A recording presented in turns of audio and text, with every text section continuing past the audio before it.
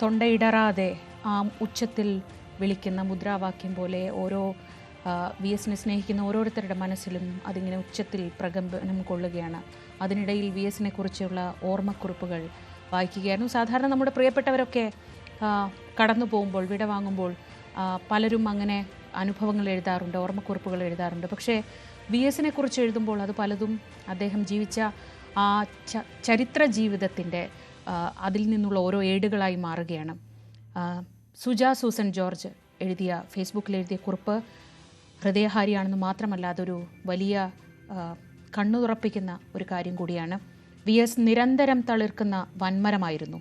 ഒരു നൂറ്റാണ്ട് കടന്നുപോയ ജീവിതം അതൊരു വ്യക്തിയുടെയോ കമ്മ്യൂണിസ്റ്റ് പ്രസ്ഥാനത്തിൻ്റെയോ ചരിത്രമായിരുന്നില്ല, കേരളത്തിൻ്റെ മാറ്റത്തിൻ്റെ ചരിത്രമായിരുന്നു.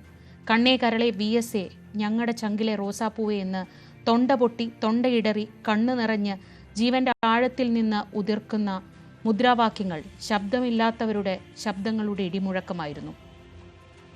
പലപ്പോഴും ആ പ്രകമ്പനങ്ങൾ എൻ്റെ ഹൃദയത്തെയും ഭേദിച്ച് കടന്നുപോയിട്ടുണ്ട്. വിറകൊണ്ട് നിന്നിട്ടുണ്ട് ഞാൻ. സൂര്യനെല്ലി കേസും വി എസും അത് വലിയൊരു ചരിത്രമാണ്. അതിൽ അവസാനത്തെ ഖണ്ഡമാണ് ഇവിടെ കുറിക്കുന്നത്. വി എസ് പ്രതിപക്ഷ നേതാവായിരുന്ന കാലം. ഒരു ദിവസം എനിക്ക് വന്ന ഒരു ഫോൺ വിളി വി എസ് അച്യുതാനന്ദൻ്റേതായിരുന്നു. അദ്ദേഹത്തിന് എന്നെ നേരിട്ട് കണ്ട് സൂര്യനെല്ലി കേസിനെ കുറിച്ച് സംസാരിക്കണമെന്ന് പറഞ്ഞു. അങ്ങനെ കുട്ടനാട് പാർട്ടി ഓഫീസിൽ വെച്ച് അദ്ദേഹത്തെ കണ്ട് ദീർഘമായി സംസാരിച്ചു. ഞാൻ അത്ര അടുത്തിരുന്ന് വി എസിനെ ആദ്യം കാണുകയാണ്. ടോണ്ട് ബോഡി, തിളങ്ങുന്ന ത്വക്ക്, നരകേറി കറുപ്പുമായാൻ ഇനിയും ഏറെയുണ്ട് ബാക്കി. പ്രായം 85 മീകൾ. അതിനടുത്ത ആഴ്ച വി എസ് ചങ്ങനാശ്ശേരിയിൽ അവരുടെ വീട് സന്ദർശിച്ചു. അടച്ചിട്ട മുറിയിലിരുന്ന് മാതാപിതാക്കളോടും അവളോടും സംസാരിച്ചു. അവരുടെ സങ്കടങ്ങളെ ആറ്റിത്തണുപ്പിച്ചു. പുറമേ നിന്ന് ഞാൻ മാത്രം. വി എസ് ബാഗ് തുറന്ന് 1 ലക്ഷം രൂപ അവളുടെ പപ്പയുടെ കയ്യിൽ കൊടുത്തു. അദ്ദേഹം അത് വാങ്ങാൻ മടിച്ചു.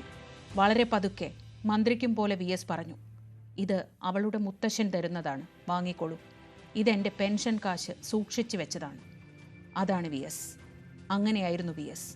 വിട ഈ നൂറ്റാണ്ടിൻ്റെ നായകന്. ഇതിൽ കൂടുതൽ വി എസ് എന്ന ജനകീയ നായകന്, ചരിത്ര പുരുഷന് എന്ത് ഓർമ്മക്കുറിപ്പാണ് നമുക്ക് വായിക്കാനുള്ളത്, വി എസിനെ കുറിച്ച് പറയാനുള്ളത്? മഞ്ജുഷ് ഗോപാൽ ചേരുന്നുണ്ട് സെക്രട്ടേറിയറ്റിലെ ദർബാർ ഹാളിന് പരിസരത്ത് നിന്ന്. മഞ്ജുഷ്, നമ്മൾ രാവിലെ തൊട്ട് കാണുന്ന ജനസാഗരം ഇപ്പോഴും ആ ഒഴുക്ക് തുടരുകയാണ്. മഞ്ജുഷിനൊപ്പം അവിടെ പ്രധാനപ്പെട്ട ആളുകളെയൊക്കെ കാണാം. അവിടെ നിന്നുള്ള ഏറ്റവും പുതിയ വിവരങ്ങൾ എന്തൊക്കെയാണ്?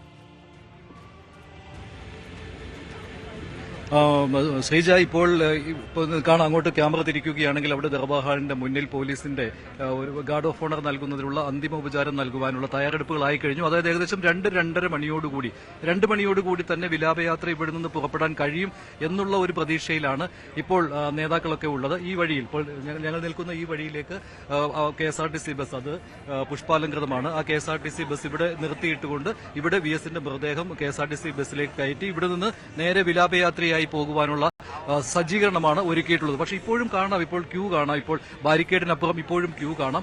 ക്യൂവിൽ ഇപ്പോഴും ആളുകളുണ്ട്. ഇത് അപ്പുറത്തെ ബ്ലോക്കാണ്, തെക്കേയറ്റത്തെ ബ്ലോക്ക്. സൗത്ത് ബ്ലോക്കിലൂടെയും ആളുകൾ ഉള്ളിലേക്ക് കടക്കുന്നതിന്റെ ദൃശ്യങ്ങളാണ് ഇപ്പോൾ കണ്ടുകൊണ്ടിരിക്കുന്നത്. ഇപ്പോൾ ശ്രീ പ്രേംകുമാർ എന്നോടൊപ്പമുണ്ട്. ശ്രീ പ്രേംകുമാർ, രാവിലെ തന്നെ താങ്കളെ കണ്ടിരുന്നു ഇവിടെ. വി എസ് എന്നുള്ളത് ഒരു വികാരം തന്നെയായിരുന്നു അല്ലേ? തീർച്ചയായും അത് മലയാളികളുടെ മുഴുവൻ ഒരു വികാരമാണ്.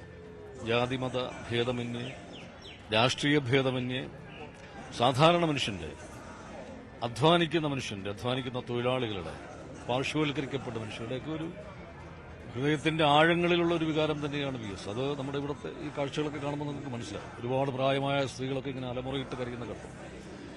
വി എസ് എന്ന് പറയുന്ന ആ 2 അക്ഷരം ശരിക്കും വിപ്ലവ സൂര്യൻ എന്നതിന്റെ ചുരുക്കെഴുത്തായിട്ട് നമുക്ക് പറയാം. അതിലൊട്ടും അതിശക്തിയില്ല.